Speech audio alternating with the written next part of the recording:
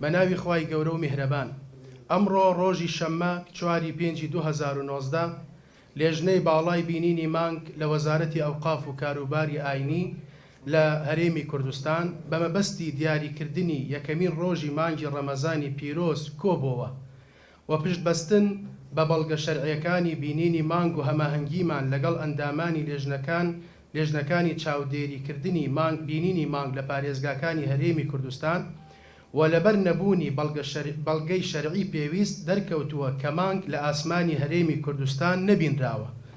بۆیە لێژنەی باڵای بینینی مانگ ڕای دەگەیەنێ کە سبەی یەکشەم 5/5/2019 تەواوکەری مانگی شەعبانە و دوو سبەی کە دەکاتە ڕۆژی دووشەممە 6/5/2019 یەکەمین ڕۆژی مانگی ڕەمەزانی پیرۆزە.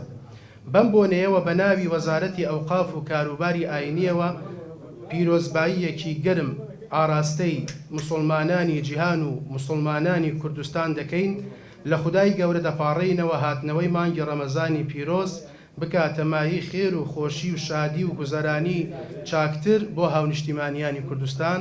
لێژنەی باڵای بینینی مانگ لە وەزارەتی ئەوقاف و کاروباری ئاینی 4/5/2019 بەرامبەر بە 29 شەعبانی 1440 کۆچی.